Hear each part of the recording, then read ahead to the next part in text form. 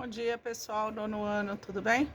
Vamos aí para a primeira semana de maio, falando da Era Vargas. Quem foi Vargas? Olha só, Vargas foi um presidente do Brasil.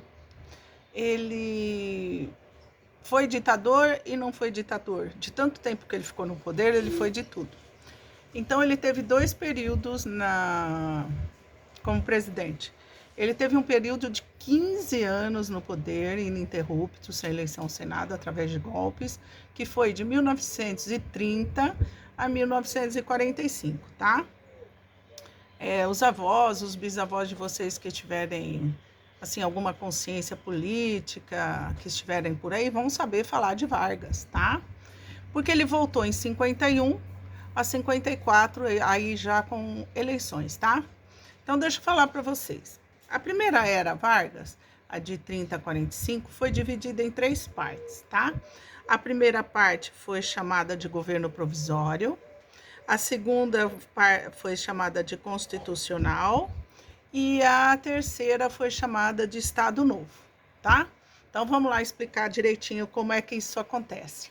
Olha só, na primeira fase, que é o provisório, na verdade já foi um golpe, porque ele não ganhou as eleições, ele assumiu com os militares. Então, ele impõe uma ditadura, né? Tanto ele impõe que ele fica enrolando, ele disse que ia fazer a nova Constituição. Vocês sabem o que é a Constituição, né, nono ano? Constituição é a carta magna, é a maior carta, maior documento do país, é a Constituição. Ou seja, lá diz tudo o que você pode e não pode fazer. Uma das coisas que não podia fazer era assumir o poder desse jeito, né? Mas enfim, foi assumido. Aí houve uma revolução em São Paulo, chamada Revolução Constitucionalista, em 1934. Morreu um bocado de gente, morreu inclusive quatro estudantes, né? Existe até hoje lá em São Paulo, lá na Avenida esqueci o nome da avenida agora, onde fica o aeroporto de São Paulo, tá? Fica um obelisco, um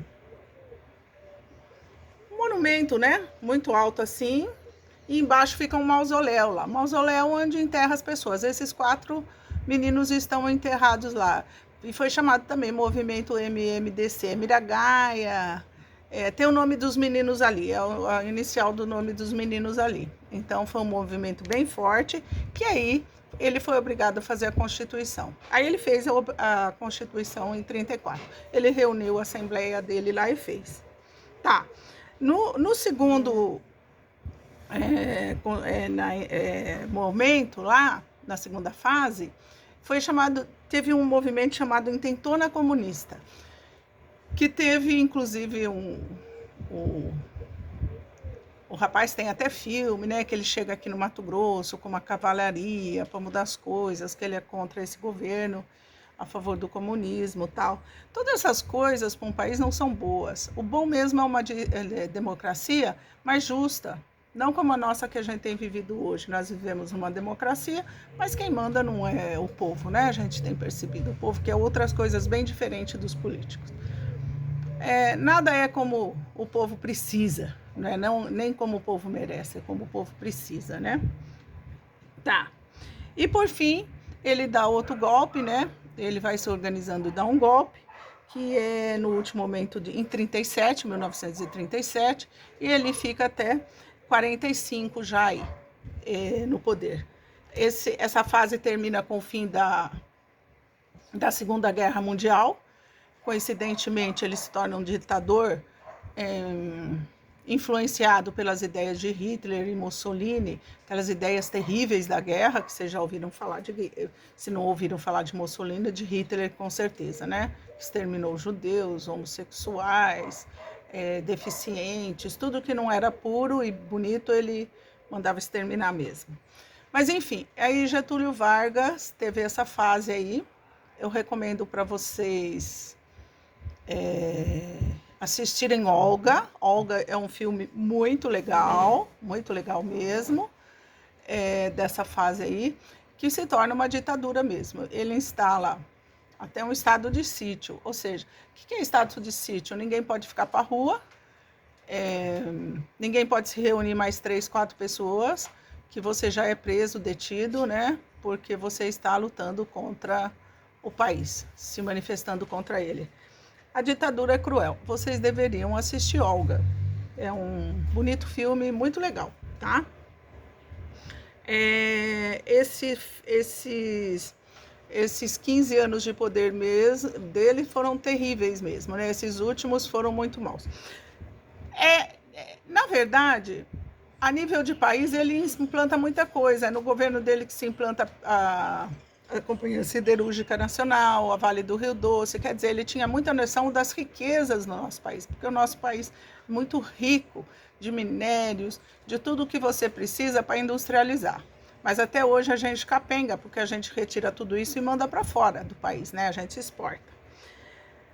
De 51 a 54, que ele reassume o poder, há uma pausa aí, ele volta eleito já, ele é eleito pelo povo. Porque na próxima aula a gente vai falar que ele foi muito bom, de certa maneira, para os operários, para o sistema trabalhista. Mas nós vamos falar na próxima aula, tá, sobre isso.